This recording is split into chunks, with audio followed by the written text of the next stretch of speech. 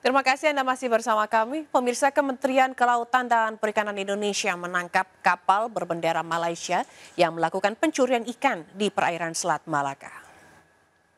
Kapal ikan Malaysia tertangkap masuk. Petugas PSDKP Kementerian Kelautan dan Perikanan Indonesia melepas tembakan peringatan saat menangkap kapal ikan berbendera Malaysia yang melakukan pencurian ikan di perairan Selat Malaka. Nahkoda kapal asing ini tak berkutik. Namun 3 ABK nekat menceburkan diri ke laut menghindari penangkapan petugas. Selain mencuri ikan, kapal ini juga menggunakan alat pancing jenis trawl yang dilarang digunakan di perairan Indonesia. Takut.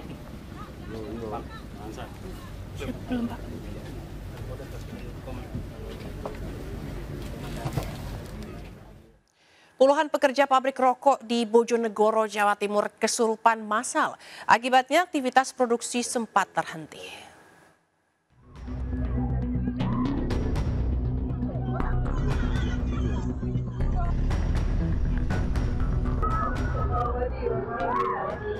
Video amatir merekam suasana kepanikan saat 75 orang buruh pabrik rokok di Desa Ngemplak Dalem, Dandar, Bojonegoro mengalami kesurupan massal.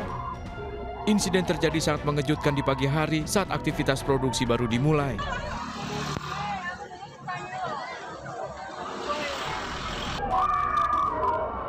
Kejadian berawal saat seorang pekerja mengalami kesurupan di area parkir. Korban ditolong dibawa ke dalam gudang produksi yang berisi ribuan karyawan, langsung membuat pekerja lain ikut kesurupan. Akibatnya aktivitas produksi pabrik dihentikan sementara. Pihak pabrik pun telah meminta bantuan penanganan baik secara medis maupun non-medis. Yang kesurupan luar biasa, kurang lebih ada sekitar 75-an orang. Notabene yang kesurupan semuanya adalah perempuan bagian produksi. Untuk sementara ini sudah ditangani oleh tim spiritual dan medis, non-medis. Termasuk medis juga datang hari ini, kita kerahkan ambulan. Dari Bojonegoro, Jawa Timur, Dedi Mahdi, iNews melaporkan.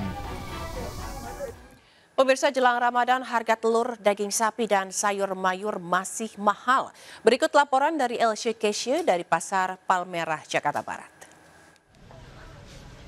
Iya pemirsa, pada H-5 menjelang hari pertama bulan Ramadan yang diperkirakan oleh pemerintah jatuh pada 11 Maret 2024 mendatang, kondisi berbagai kebutuhan pangan di Pasar Palmerah, Jakarta Pusat terpantau memang masih tinggi. Harga beras memang mengalami penurunan sedikit yang semula berada di Rp16.000, kini untuk beras medium berada di harga Rp14.000, sementara untuk beras premium masih berada di harga Rp15.000–Rp16.000. Dan menurut pantauan kami memang berbagai kenaikan juga terjadi di harga sayur mayur seperti harga tomat dan juga harga cabai. Harga cabai yang tadinya berada di Rp70.000 kini meningkat hingga Rp80.000. Sementara harga tomat juga masih tergolong tinggi, yaitu berada di harga Rp25.000 per kilogramnya. Menurut pantauan kami tidak hanya harga sayur mayur dan juga beras, tetapi harga daging dan juga harga telur ayam juga mengalami peningkatan. Harga telur ayam kini berada di harga Rp32.000, sebelumnya telur ayam berada di harga Rp27.000, sementara untuk daging sapi berada di Rp140.000 per kilogramnya, sementara sebelumnya berada di Rp130.000 per kilogramnya. Dari Jakarta, Elsie Keshe, Wildan Aulia, iNews melaporkan.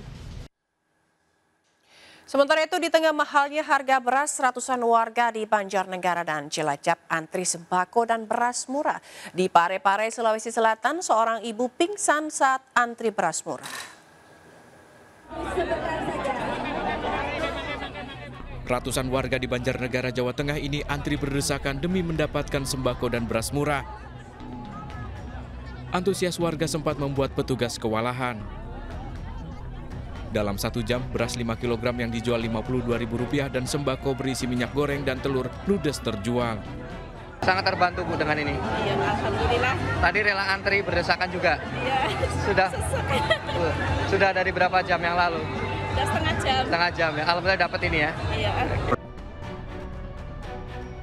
Rebutan dan berdesakan ribuan warga juga terjadi saat operasi pasar di Cilacap, Jawa Tengah.